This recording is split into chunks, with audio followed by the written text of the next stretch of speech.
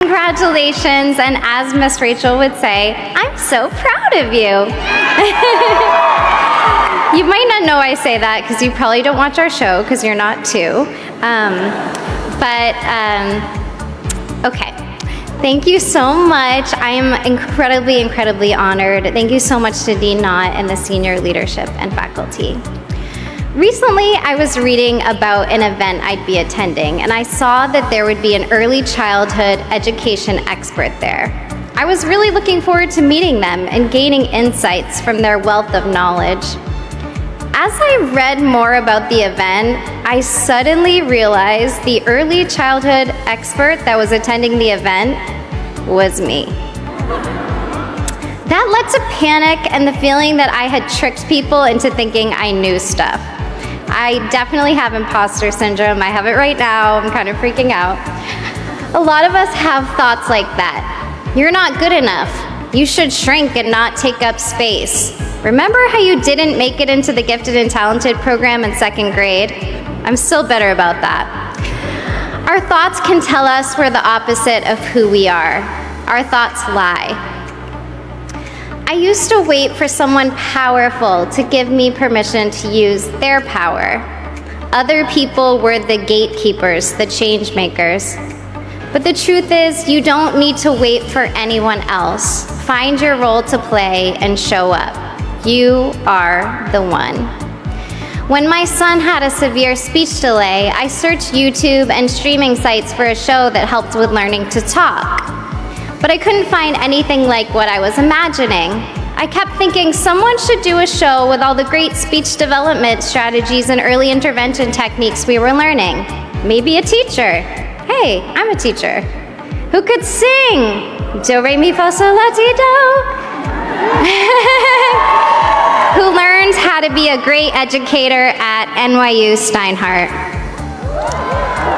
I knew I wasn't alone in needing resources for my son, and there must be families out there doing the same searches and finding nothing.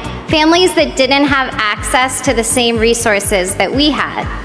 I realized maybe I should try to make it. I told my husband, which he likes to remind me of, maybe we can reach 1 million views. Then a real company will make a real show and maybe I can help. I wasn't an actor, but I could try to prove the concept.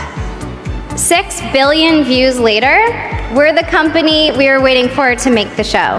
Big shout, thank you. Big shout out to my husband, Mr. Aaron, who joined me in creating it and who is my partner in everything. A lot of us think we're not good enough, that we can't act until we hit some ideal level of knowledge. It's not true. You don't need to wait for anyone else to show up. When you see a need, when you see an injustice, a way the world could be better, use the unique gifts and talents you have to serve the world. We don't know what will happen, but we guarantee nothing will change if we don't try. You might try and fail many times. When I attended Steinhardt, I felt hopeful about making a difference as a public school music teacher. But I also felt like I was way behind my peers. I was the oldest in the program. My friends here were like, "You're so old," getting a master's much later than everyone else. Fast forward back to high school, I wasn't a great student. I only got into one college, which made the choice of where to go very easy. I'm an optimist. Many people do the 5-year plan for undergrad. I was able to stretch that to 7 years. I failed a lot, but I kept showing up until I found my calling. You don't need to be the smartest, the coolest, I'm really dorky, have the most connections. It's the people who keep showing up and taking action that make a difference. Keep showing up and believe that it's possible to build something beautiful where there has been destruction. Thank you. It's been a rough week. Believe that you can help where it seems hopeless. Know that love is a transformative force that is stronger than any hate, fear, or injustice.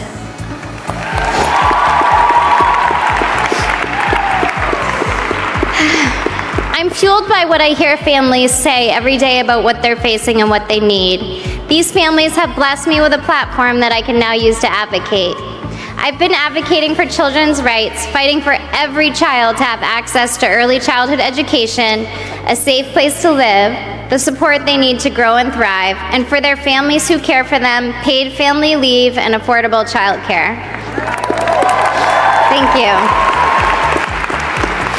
I'm taking my pink headband to DC in a few months to advocate for that, and I'm really happy that this is pink, and it's just a coincidence, and I'm very happy. I don't feel qualified to do this work, but I also didn't feel qualified to make our show, or make this speech, honestly. And here I am trying. The one you are waiting for to change the world, the one with the power and the genius and the vision, it's you. You don't need to wait for anyone else. Find your role to play and show up. You are the one. Congrats, class of 2024!